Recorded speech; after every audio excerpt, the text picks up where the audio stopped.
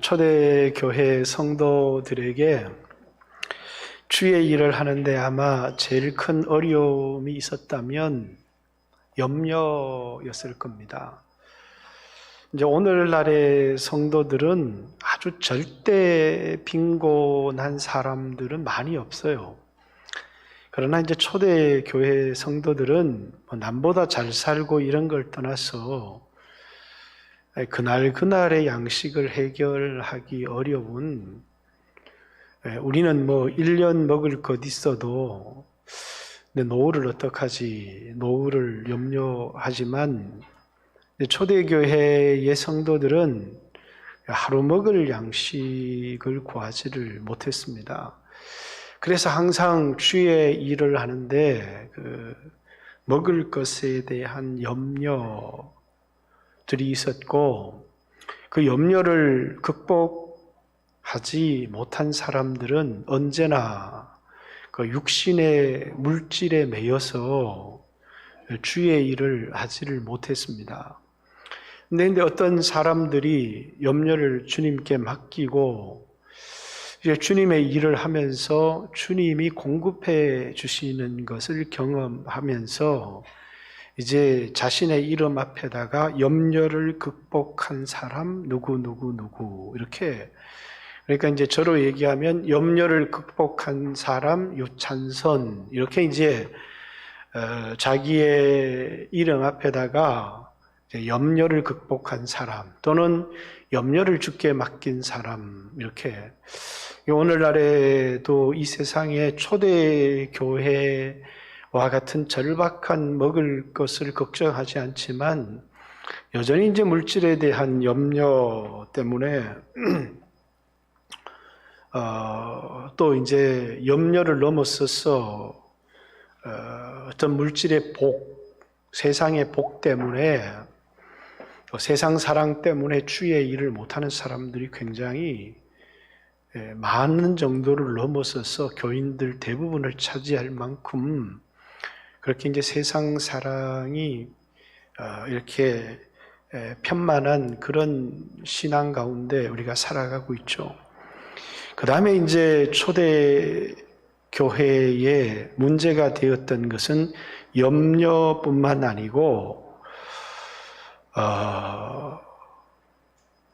사람들의 이름 앞에 뭘 많이 붙였느냐면 십자가에 못 박힌 사람 누구 이렇게.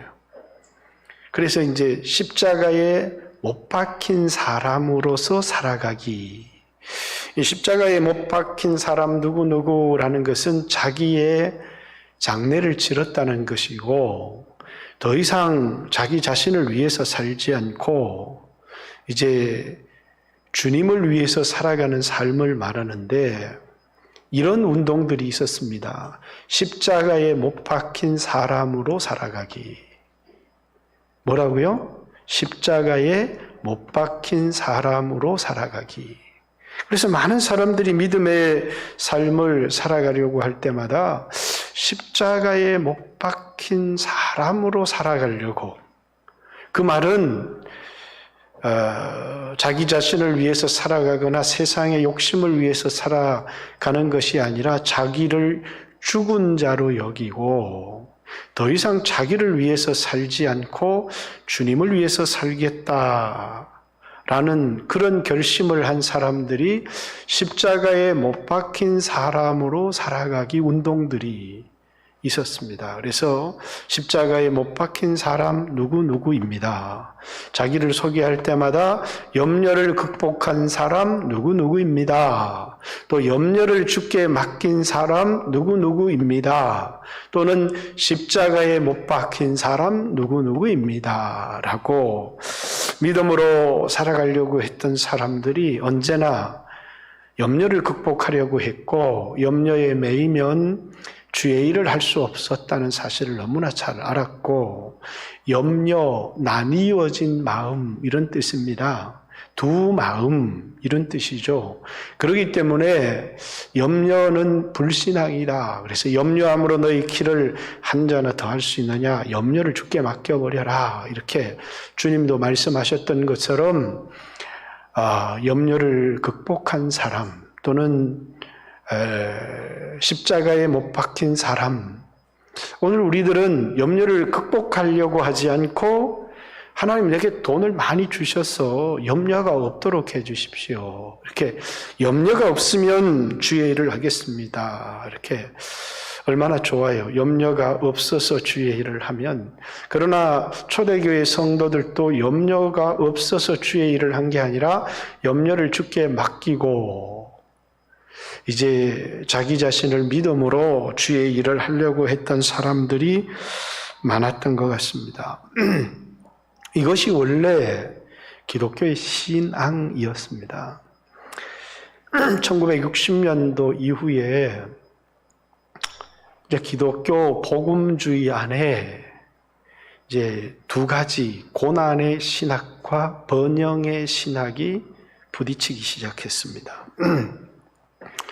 이제 번영의 신학이 이제 많은 사람들에게 이 세상의 복을 약속하기 시작했습니다. 그러면서 이 번영의 신학을 하는 사람들의 교회가 폭발적으로 부흥하기 시작했습니다. 원래 이 번영의 신학을 시작한 사람들은 선교사들이었습니다. 미국 교회에서 교회가 죽어가고 있는데 선교사들이 귀환을 하면서 교회를 다시 살리자. 그러면서 그들이 번영의 신학을 시작했습니다. 복음에다가 포장지를 멋지게 입혔는데 그 포장지에 사람들이 매료되기 시작한 겁니다. 그래서 예를 들어서 당신이 오늘 100만 원을 헌금하면 천국에는 하나님이 100배를 갚아주십니다. 이렇게 해도 아무도 헌금을 하지 않더라는 것이죠. 그런데 오늘 당신이 하나님 앞에 100만 원을 심으면 10년 후에 그것이 10억이 됩니다. 그러면서 수없는 간증자들이 나왔어. 대도한 게 11조 신앙이죠. 11조를 드렸더니 뭐라고요? 내가 이렇게 사업에 성공했습니다. 라는 간증들이 폭발적으로 쏟아져 나오기 시작했다는 거예요. 초대교회에 11조 운동이 별로 없었어요. 근데 이 11조 운동이 폭발적으로 쏟아져 나오면서 저도 대학을 다닐 때 이 간증자들만 오면 11조 얘기를 합니다. 11조를 해서 복을 받았다. 11조를 해서 잘 됐다. 저는 다 맞다고 생각을 합니다. 그런데 이게 뭐냐면 11조의 결과가 하나님의 나라의 백성으로서 마땅히 드려야 될 것으로서 드렸으면 괜찮은데 세상에 복을 약속을 했다는 거예요. 어떤 사람이 그래요. 왜? 신약 성경에는 11조가 별로 없는데 교회는 11조 얘기를 그렇게 많이 하냐. 신약교회 11조에 대한 얘기는 예수님께서 뭐라고요? 이것도 행하고 저것도 버리지 말아야 될 것이다. 그러면서 율법에 더 중한 바 의와 인과 신은 버렸는데 너희가 이것도 행하고 그러니까 11조도 드리고 그들이 철저히 뿌리의 근처에 11조까지 드렸던 바리새인들이죠. 그런데 율법에 더 중한 바는 11조보다 더 중한 게 있는데 의와 인과 신은 버렸다. 그러면서 예수님께서 이것도 행하고 저것도 버리지 말아야 될 것이다. 이렇게 이제 11조에 대해서 예수님이 말씀하셨어요. 그 말을 가지고 예수님이 11조 하라고 하셨냐, 안 하라고 하셨냐? 11조 하라고 하셨죠. 그러니까 신약의 11조에 대한 얘기는 이 얘기가 거의 고작입니다. 그럼 11조 하라는 얘기예요? 말라는 얘기예요? 신약교회는요. 11조가 강조되지 않았어요. 왜 11조가 강조되지 않았을까요? 전부 다 드렸으니까 11조를 강조 안 한 거예요. 바나바가 자기 전 재산을 드린 거예요. 아니 전 재산을 드리는 운동을 하는데 누가 어떤 사람이 11조만 합시다. 그런 사람이 아무도 없는 거죠. 왜? 십자가에 죽은 사람이니까 이제 아무도 자기의 것을 자기의 것이라고 주장하지를 않았어요. 여러분 초대교회 사도행전 교회를 보면 뭡니까? 사람들이 자기의 재산을 팔아서 교회에 가져다 놓고 수없는 사람들을 구제하기 시작했고 부유한 사람이 11조를 드린 사람이 없어요. 뭘 드렸어요? 전부를 드리는 운동들이 일어났던 거예요. 그렇기 때문에 뭐는 강조할 필요가 없었어요? 11조는 강조할 필요가 전혀 없었어요. 11조를 해야 됩니다. 11조를 하십시오. 이런 강조는 초대교회 설교에 의미가 없었다 그러는 거예요. 왜 의미가 없었느냐면 사람들에게는 이 세상에 소망을 둔 사람들이 아니었기 때문에 드릴 수 있는 많은 것을 드리기를 원했고 그리고 그것이 하늘에 대한 소망, 썩을 것으로 심고 또 육신적인 것으로 심고 신령한 것으로 거두고 영적인 것으로 거둘 것에 대한 소망을 가지고 있었고 그래서 초대교회 성도들은 부유한 사람이든 가난한 사람이든 아무도 자기의 것을 자기의 것이라고 말하지 않았고 하는 것이 초대교회의 모습의 본질이었어요. 그런데 이제 60년대 번영신학이 11조를 얘기를 하면서 아마 그 전까지 고난의 신학이 많은 성도들이 이제 더 이상 물질을 헌신하지 않았다는 거죠. 그러면서 교회가 부요해지기 시작했어요. 왜? 많은 사람들이 11조를 드리기 시작했고 또 세상에 많은 사람들이 교회로 몰려 들어오기 시작했어요. 그러면서 고난의 신학을 강조하는 사람들이 번영신학이 잘못됐다 이렇게 얘기를 하니까 아니 너희들은 한 사람도 구원도 못하면서 번영신학의 결과를 봐라. 얼마나 많은 사람들이 구원을 얻느냐라고 강조를 하기 시작했습니다. 그러면서 번영신학은 전 세계로 퍼져나가기 시작했고 90년대 중반이 되었을 때 교회는 깜짝 놀라기 시작했습니다. 그 충격이 뭐냐면 교회와 세상이 다를 것이 없어져 버렸다는 거예요. 교회에 수없는 사람들이 몰려들어서 교회가 건물도 짓고 굉장히 부유하게 되었는데 결과가 뭐냐면 세상과 교회가 아무것도 다르지 않는 거예요. 주일날 교회를 나오는 것 외에는 세상 사람의 소원이 교회 성도들의 소원이고 그리고 뭐가 사라져 버렸느냐면 부활에 대한 소망이 교회에 없는 거예요. 부자에 대한 열망, 성공에 대한 열망, 높은 지위에 대한 열망은 교회 안에 가득한데 부활에 대한 열망이 교회 안에 사라져 버린 거예요. 그러니까 교회가 뭘로 전락을 했느냐면 번영 신학이 많은 사람들을 교회로 이끌었고 또 번영 신학이 교회를 굉장히 부유하게 만들었지만 결과적으로 이 번영 신학은 기독교를 종교로 만들어 버린 것입니다. 이 세상에 사람들이 자신의 필요 때문에 신을 만들고 종교를 만들듯이 하나님을 한 우상으로 만들어버린 거예요. 뭘로요? 그분의 계명을 지켜야 되고 순종해야 될 사람이 아닌 그분을 조종할 수 있는 방법을 가르쳐주는 헌금 많이 드리면 하나님을 움직일 수 있습니다 라고 하는 하나님을 움직이는 방법을 가르쳐주는 신학. 그러니까 종교라고 하는 게 그렇잖아요. 내 소원을 들어주려고 하면 내 딸이 눈봉사인데 아니 그 우리 심청전에 나오는 봉사가 어떻게 눈을 뜰 수 있느냐? 공양미 300석 바치면 된다, 용왕님께. 그래서 심청이가 자신의 몸을 공양미 300석에 파는 거죠. 그래서 공양미 300석을 바쳤더니 신봉사가 눈을 뜨는 거예요. 어떻게 용왕을, 어떻게 신을 움직일 수 있는가? 그래서 이제 하나님을 감동시키는 기도의 비밀. 그러면서 이제 수없는 응답받는 기도의 비밀. 이러면서 아니 응답받는 비결이 어디 있어요? 하나님 말씀에 순종하면 살면 되는 거지. 그런데 그런 막 특효의 비밀들이 막 공개되기 시작을 하면서 사람들은 막 은혜를 받기 시작했고 수없는 사람들이 몰려들기 시작을 한 거예요. 그러면서 사람들은 뭐라고요? 하나님을 움직일 수 있다고, 하늘 보좌를 움직일 수 있다고 생각을 하기 시작한 것이죠.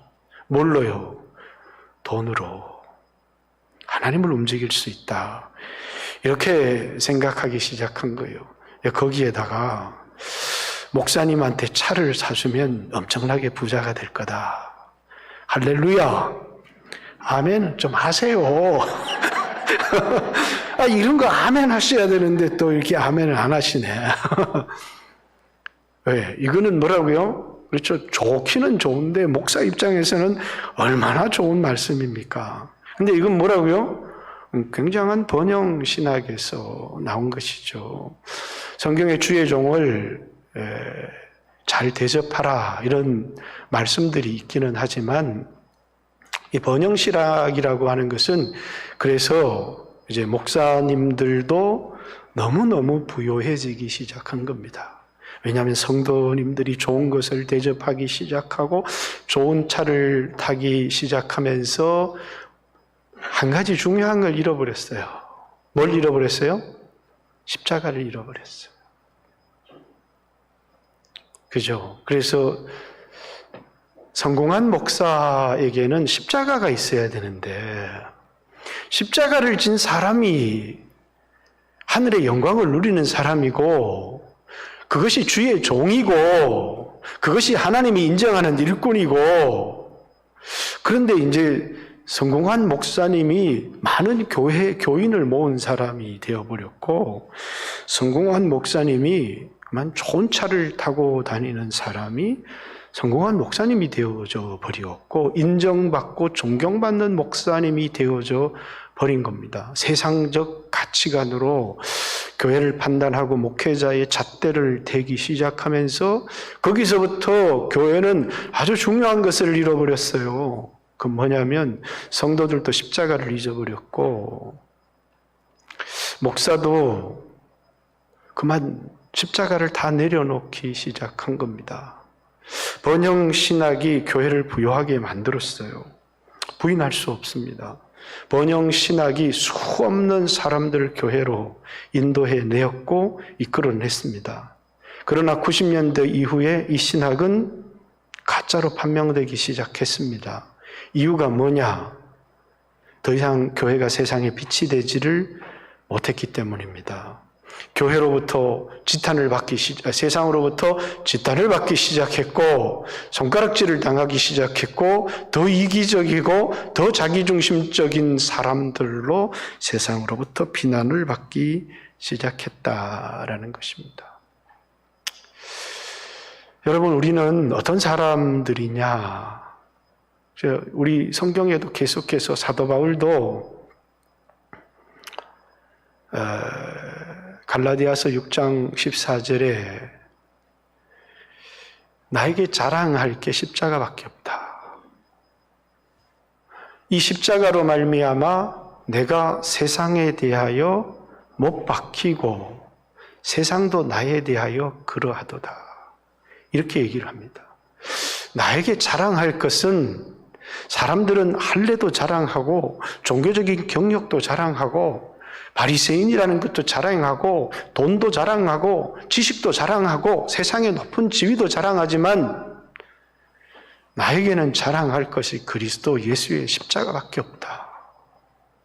그리고 이 십자가는 나에게 어떤 삶을 가져다 왔느냐면 이 세상에 대하여 나는 죽은 자로, 세상에 대하여 나는 못 박혔다. 그리고 세상도 나에 대하여 그러하다. 이 말은 세상과 나를 세상 속에 살아가지만 세상과 나를 철저히 분리시켜 주었다는 것입니다. 야고보도 이 편지 야고보서를 쓸 때 사람들이 이 세상 사랑에 막 빠져들어가기 시작한 거예요. 그래서 성도들에게 두 마음을 가지지 말라는 경고를 하는데, 교회의 어떤 형태가 오늘날 교회도 마찬가지고, 또 오늘날 목사인 사람도 세상에 높은 사람은 높게 대접해야지 세상에 높은 사람을 어린아이처럼 대접하면 교회가 이게 영혼 구원을 할 수가 없거든요. 그런데 사실은 그만 교회 안에 들어와서 세상에 높다고 교회 안에서도 높다고 생각을 해버리면 그때부터는 큰 문제가 생기기 시작하는 거예요. 야고보서 2장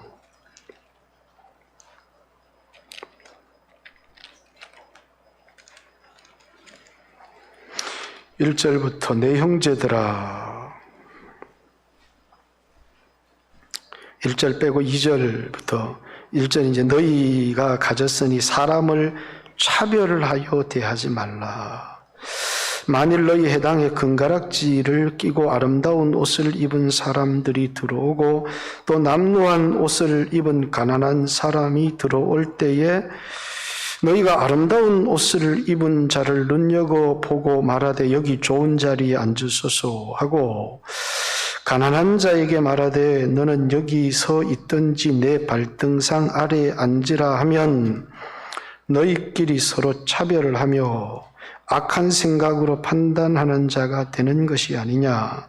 내 사랑하는 형제들아 들을지어다. 하나님이 세상에서 가난한 자를 택하사 믿음에 부요하게 하시고 또 자기를 사랑하는 자들에게 약속하신 나라를 상속으로 받게 하지 아니하였느냐. 세상에 가난한 자를 택하사. 세상에 가난해요. 그런데 영적으로 그들을 부요하게 하시고 하나님의 나라를 상속하게 하셨는데 너희는 왜 외모를 보고 사람을 차별하느냐. 그리고 그 차별이 세상 속에서 그리스도인의 삶을 결정하는 겁니다. 내가 오늘 이 도시에 가서 이렇게 장사해서 이렇게 많은 돈을 벌겠다. 왜? 돈을 버니까 교회 가서 대접이 다른 겁니다. 야고보서 4장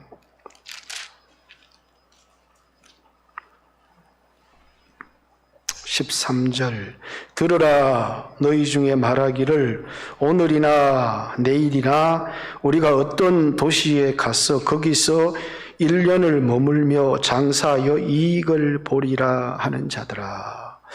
내일 일을 너희가 알지 못하는도다. 너희 생명이 무엇이냐? 너희는 잠깐 보이다가 없어지는 안개니라. 너희가 도리어 말하기를 주의 뜻이면 우리가 살기도 하고 이것이나 저것을 하리라 할 것이거늘 이제도 너희가 허탄한 자랑을 하니 그러한 자랑은 다 악한 것이니라. 허탄한 자랑에 빠져 있는 사람들. 그리고 육신이 배부른. 그래서 5절부터 너희 부한 5장부터 들으라. 너희에게 이 말 고생으로 말미암아 울고 통곡해라. 부자들아. 세상에서 부요하다고 너희 영혼을 바라보면서 울고 통곡해라. 너희 재물은 썩었고 너희 옷은 좀 먹었으며 너희 금과 은은 녹이 쓸었으니 이 녹이 너희에게 증거가 되며 불같이 너희 살을 먹으리라. 너희가 말세에 재물을 쌓았도다. 보라, 너희 밭지에 추수한 품꾼에게 주지 아니하는 삭시 소리를 지르며 그 추수한 자의 우는 소리가 만군의 주의 귀에 들렸느니라. 너희가 땅에서 사치하고 방종하며 하여 살육의 날에 너희 마음을 살찌게 하였다. 하나님의 심판의 날에 마치 살찐 돼지를 잡듯이 너희 마음을 살찌게 하였다. 이렇게 하나님의 심판이 임박했다는 왜 그렇습니까? 육적으로는 부유하지만 영적으로 아무것도 준비하지 않은 우리가 그리스도인으로 살아간다 라는 이것은 이 세상을 사랑하거나 이 세상의 문제를 해결하거나 그래서 이 세상의 문제를 해결하는 가장 좋은 방식이 염려를 주께 맡기고 주님이 내게 맡기신 사명을 감당하며 살아가면 그것이 인생의 터닝 포인트입니다. 어떤 사람은 자신의 문제를 발견했을 때 회개합니다. 잘못했습니다. 이번 문제만 해결해 주십시오. 회개해도 그 사람은 아무것도 아니 그 문제가 해결되어도 그 인생은 전혀 바뀌지 않습니다. 왜? 신앙이 바뀌지 않았기 때문이죠. 세상을 보는 눈이 바뀌지 않았기 때문에 그렇다라는 겁니다. 지난주에 두 가지 은혜 얘기했죠. 하나는 예수님이 나를 대신해서 십자가를 지셔서 내가 형벌을 면한 은혜. 두 번째는 대신이 아닌 예수님이 나를 대표해서 예수님이 죽은 것은 내가 죽은 거다. 그럼 내가 살아있잖아요. 그럼 왜 사는 거냐? 더 이상 나를 위해서 살지 않고 나를 위해 죽으신 그분을 위하여서 그래서 그를 위해서 살 수 있는 기회 그것이 십자가 진 사람에게 주어진 축복이라는 거예요. 십자가라는 것은 어떤 순간에 우리의 사명이다라고 해석한 사람들이 나왔는데 원래 십자가는 뭐예요? 형틀이에요. 십자가를 지고 나를 따라오라는 말은 네 자신을 죽은 자로 여기고 더 이상 네 자신을 위해서 살지 말고 네 문제에 매이지 말고 네 염려에 매이지 마라. 네가 죽은 사람인데 이미 세상에서 네가 죽었는데 세상 일을 왜 염려하느냐? 맡겨라 세상 일은 주님께. 그리고 이제 네 자신을 생각하는 것이 아니라 너를 보내신 분을 생각하고 그분을 위해서 살으라. 이게 뭐라고요? 십자가에 못 박힌 사람으로 살아가는 그리스도인이라는 겁니다. 우리는 끊임없이 번영신학에 물이 들어 있어서 예수님의 십자가가 우리 인생의 목적이 되는 게 아니라 수단이 되죠. 그래서 우리는 복음을 어떻게 배웠느냐 하면 부활의 복음을 배운 게 아니고 우리는 예수님께서 내 죄를 담당해 주셔서 내가 형벌을 면하고 예수님께서 채찍에 맞으셔서 내 병이 낫고 예수님께서 저주의 가시면류관을 쓰셔서 나는 축복을 받게 되고 예수님께서 가난하게 되시면 부요하게 되신 자로서 가난하게 되시면 우리를 부요케 하려 하십니다. 라는 그런 엉터리 복음을 배운 거죠. 고린도후서 8장 9장에 예수님이 가난하게 되시면 우리를 부요케 하려 하십니다. 라는 그 말을 한 것은 예수님이 가난했기 때문에 너희가 부자 될 수 있다라는 말을 하려고 그 말을 한 게 아니고 고린도 교회에 헌금을 하라고 뭘 위해서요? 예수님처럼 유대인들에게 영적인 복음을 받았기 때문에 그 지금 예루살렘이 흉년으로 너무 고통을 받으니까 너희들도 예수님처럼 스스로 가난한 자가 되라고 그분이 우리를 위해서 가난하게 되셔서 너희를 부요케 한 것처럼 너희도 예수님처럼 스스로 가난한 자의 삶을 선택하라고 그 말씀을 하셨잖아요. 근데 우리는 그 말씀을 어떻게 읽어버립니까? 아, 예수님이 가난하게 되셔서 내가 날 부자 만들어 주셨구나. 그렇게 말씀을 받아들이는 그 말씀의 의도는 그런 게 아니고, 예수님이 가난하게 돼서 내가 부자 된다는 의도의 말씀이 아니고, 예수님처럼 가난한 삶을 택하라고. 그래서 너희들이 예루살렘에 있는 성도들을 위해서 여기 마게도니아에 있는 성도들이 힘에 지나도록 헌금했는데, 너희도 예루살렘의 그 성도들을 섬기는 일에 너희도 예수님처럼 가난하게 되라. 이런 의미로 하신 말씀인데, 이 설교가 가슴에 부담이 되십니까? 여러분 가슴에? 그런 의미다라는 거예요. 근데 왜 우리는 이 말씀을 우리 마음대로 해석을 하고 들을까요?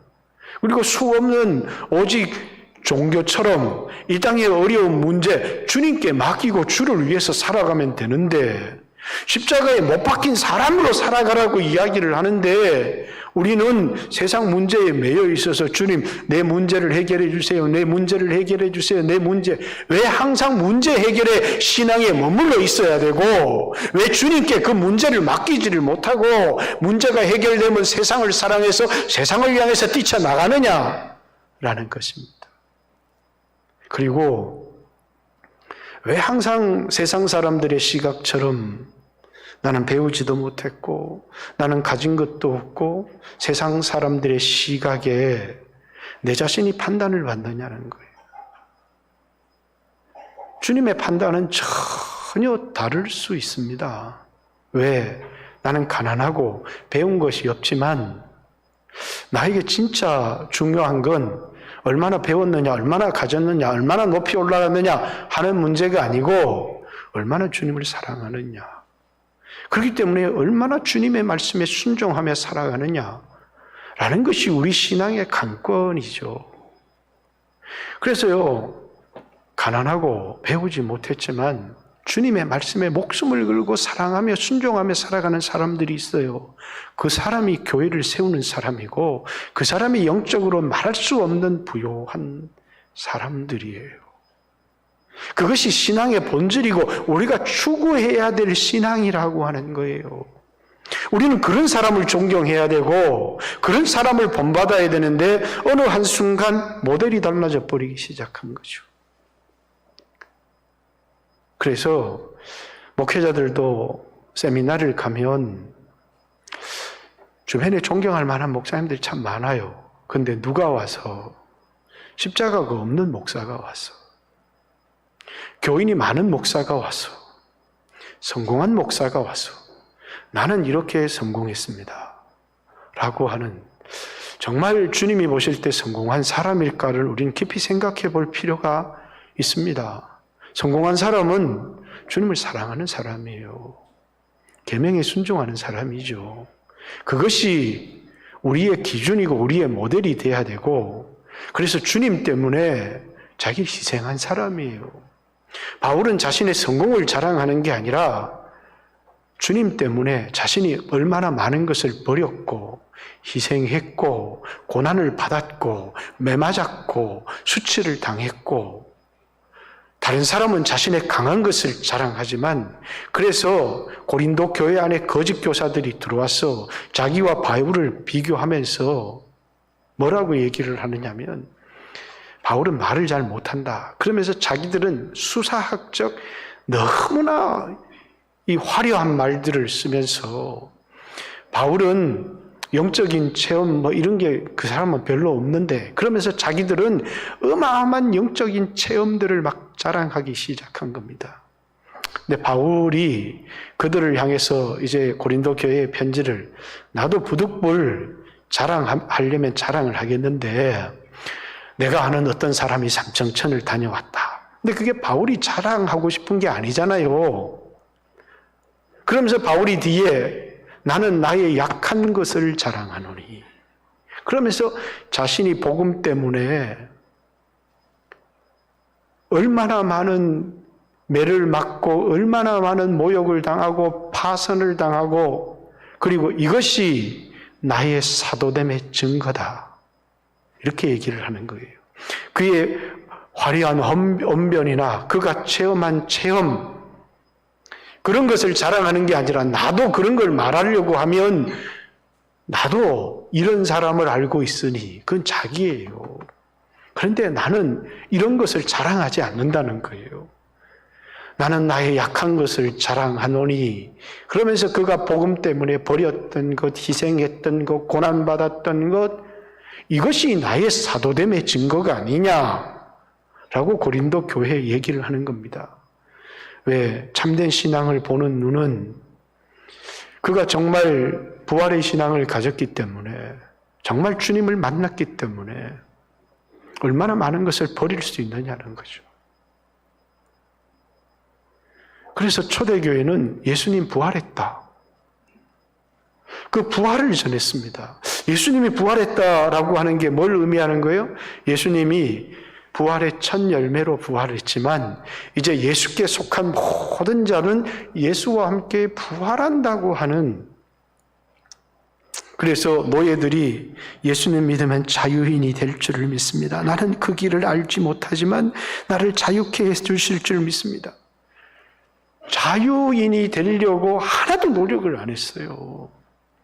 그래서 부르심을 받은 그대로 지내라 이렇게 얘기를 하는 거예요. 고린도전서 7장에. 그러나 노예들에게 내가 자유할 수 있는 기회가 왔는데 계속 노예로 지내야 되나? 내가 부자가 될 수 있는 기회가 생겼는데 계속 가난하게 살아야 되나? 부르심을 받은 그대로 지내라고 하니까, 그러니까 바울이 하는 말이 자유할 수 있거든 자유해도 된다. 부자로 살 수 있거든 부자로 살아도 된다. 그러나 그것이 우리 인생의 목적이 되어서는 안 된다는 거예요. 어떤 자리로 부르심을 노예를 부름을 받았든지, 남자로 부름을 받았든지, 헬라인으로 부름을 받았든지, 어떤 자리에 부름을 받았든지 그 부름받은 자리에서 십자가에 못 박힌 사람으로 나를 위해 사는 게 아니라 주님을 위해 살면 된다는 거예요. 근데 우리는 주님을 위하여 사는 삶이 없어요. 그리고 뭐라고요? 나를 위해서 주님 높이 올라가게 해주세요. 그리고 기도 응답이 안 될 것 같으니까 높이 올라가면 주를 위해 살겠습니다. 좋은 대학에 들어가게 해주세요. 그러면 주를 위해서 살겠습니다. 많은 것을 가지게 해주세요. 그럼 주를 위해서 살겠습니다. 누가 못 삽니까? 그렇게 되면. 근데 그걸 믿음이라고 합니까? 근데 많이 벌었어요. 많이 높이 올라갔어요. 근데 약속을 지키지 않아요. 세상 사랑을 꺾을 수가 없기 때문이죠. 우리가 이 세상에 부요하게 살았다가 주님 앞에 섰을 때 우리의 부끄러움이 드러나면 어떻게 할 것입니까? 여러분, 부활을 믿습니까? 기독교가 세상의 문제를 해결하는 이 세상의 신앙입니까? 종교입니까? 그렇지 않습니다. 부활에 대한 확신이 없는 사람, 부활에 대한 확신이 없는 사람, 그러니까 하늘의 영광을 이야기하면 그건 와닿지 않습니다. 모든 간증이 자식 잘된 간증, 부자 된 간증, 진정한 간증은 바울과 같아야 합니다. 예수 믿기 전에는 나는 로마의 시민권자, 아버지 부자로 많은 재산, 학문적으로, 종교적으로 예수 믿고 난 쫄딱 망했습니다. 그게 바울의 간증입니다. 난 모든 걸 버렸습니다. 예수 믿고 나서 세상적인 시각으로 볼 때 망한 사람, 예수 때문에 망한 사람. 그러나 나는 기쁨을 이길 수 없습니다. 나는 세상 것을 다 버리고 하나를 얻었는데 예수 아는 지식을 얻었습니다. 그리고 나는 지금 표대를 향해서 그 예수님의 부활의 영광을 향해서 달려가는데 그 부활의 영광에 동참하기 위해서 내가 오늘 예수 그리스도의 십자가에 죽으신 것을 내 어깨에 짊어집니다. 왜 그렇게 가는 거예요? 부활의 표대를 향해 달려가면서 오늘 그 부활의 영광을 맛보기 위해서 내가 예수 그리스도의 고난에 동참하고 있습니다. 여러분들도 나처럼 살아가십시오. 이게 기독교가 말하는 신앙 아닙니까? 빌립보서 3장 7절 이하에 바울이 얘기하는. 옛날에 나는 이런 사람이었는데, 나는 옛날에 정말 가난한 사람이었는데 예수 믿고 부자가 됐습니다. 이러면 좋을 텐데, 나는 원래 엄청난 부자였는데 예수 믿고 쫄딱 망했습니다. 그런데 나는 정말 예수 믿고 세상적으로는 망했지만 이젠 나는 그걸 다 아낌없이 버릴 수 있었던 건 내가 이제 예수 믿고 나니까 세상 그거는 아무것도 아니라는 겁니다. 예수 아는 지식보다 더 귀한 게 없더라고요. 그러면서 뭐라고 얘기합니까? 나는 부활의 영광 표대를 향해서 달려가는데 앞에 했던 건 다 잊어버리고 그 부활의 영광에 동참하기 위해서 오늘 내가 그 십자가의 고난에 동참하고 있습니다.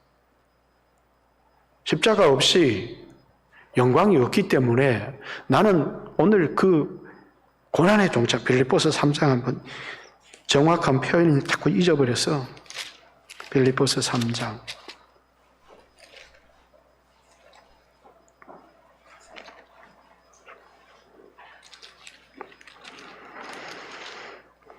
7절 그러나 무엇이든지 내게 유익하던 것을 내가 그리스도를 위하여 다 해로 여길 뿐더러 또한 모든 것을 해로 여기면 내 주 그리스도 예수를 아는 지식이 가장 고상하기 때문이라. 내가 그를 위하여 모든 것을 잃어버리고 배설물로 여김은 그리스도를 얻고, 세상 것을 얻으려고 하면 그리스도를 못 얻으니까 세상 것 다 버렸다는 겁니다. 그 안에서 발견되려 함이니 내가 가진 의는 율법에서 난 것이 아니요 오직 그리스도를 믿음으로 말미암은 것이니 곧 믿음으로 하나님께로부터 난 의라. 내가 그리스도와 그 부활의 권능과 그 고난의 참여함을 알고자 하여 그의 죽으심을 본받아 어떻게 해서든지 그 죽은 자 가운데 부활에 이르려 하노니, 부활에 이르려고 그의 죽음을 본받는 십자가를 지는 삶을 살아가고 있다. 그는 그리스도의 부활, 그리스도의 권능에 동참하기 위해 그의 고난에 참여하고 있고, 부활에 이르려 하기 위해서 어떻게 해서든지 죽은 자 가운데 부활에 이르려고 그의 죽으심을 본받으며 살아가고 있다. 이렇게 얘기합니다. 이게 바울이 표대를 향해서 달려가는 신앙입니다. 오늘 이 땅의 기독교가 이렇습니까? 아니죠. 그죠? 오늘 기독교는 이런 것이 아닙니다. 제가 자식이 잘 되는 법을 가르쳐 드릴까요? 부자가 되는 법을 가르쳐 드릴까요? 훨씬 더 여러분에게 매력이 있을지 모르겠습니다. 그래서 저도 좀 성공을 한번 해볼까요, 세상에서? 그러나 주님 앞에서 내 영혼이 어찌 되겠습니까? 오늘 우리는 힘들어도 성경이 제시하는 바른 길을 가려고 해야 합니다. 세상이 소망이 아닌 부활에 대한 소망을 가지고 있어야 합니다. 예수님께서 그 앞에 있는 즐거움을 위하여 현재의 십자가를 참으사 부끄러움을 개의치 아니하시더니 하나님 보좌 우편에 앉으셨느니라. 그 앞에 있는 즐거움을 위하여 현재의 부끄러움 십자가를 참으셨다는 겁니다. 그러므로 우리도 어떻게 살아가라는 것입니까? 오늘 우리도 십자가를 지라는 거예요. 오늘 복음때기 때문에 내게 찾아온 고난을 회피하지 말고 오늘 너희도 차라리 복음을 위해서 순교하는 삶, 자기를 죽은 자로 여기며 살아가라는 거예요. 히브리서의 편지를 받는 사람은 죽음의 위기 가운데 있었던 사람들이지만 오늘 여러분과 저처럼 날마다 십자가를 져야 되는, 날마다 십자가를 진다는 것은 하루하루의 삶을 생각할 때마다 자기를 위해서 사는 삶이 아니라 자기는 십자가에 죽은 사람처럼, 그래서 십자가 진 사람으로 살아가는, 나를 죽은 자로 여기고 나를 위하여 살지 않고 주를 위하여 사는, 내 뜻대로 살지 않고 주님 뜻대로 살아가는. 그런데 그럼 밥은 어떻게 먹고 살아요? 그러면 이 땅에 찾아오는 수없는 고난은 어떻게 합니까? 주님께 맡기고 염려를 주께 맡긴 사람, 십자가를 진 사람으로 살아가는. 그래서 바울도 고린도전서 15장 그리스도의 사랑이 우리를 강건하시는도다. 그가 모든 사람을 대신하여 죽으신 것은 오늘 우리들로 다시는 우리 자신을 위하여 살지 않고 우리를 위하여 죽었다가 살아난 그분을 위하여, 아니 나를 위해 살아도 부족한데 어떻게 내가 그분까지 위하여 삽니까? 너희 자신을 죽은 자로 여겨라. 그게 십자가를 지고 주님을 따라가는 삶이다. 오늘 마지막으로 이제 코로나 이후에 오후 예배 때 나누었던 이 말씀을 한 10번, 11번 이렇게 나누었습니다. 이 말씀의 근본적인 취지를 마음속에 깊이 이해하고 또 여러분 코로나 속에서도 이 말씀을 여러분이 잊지 않는다면 하나님이 여러분을 이 말씀을 통해서 올바른 신앙으로 이끌어 주실 줄을 믿습니다. 같이 한번 주여 하신 후에 오후 예배도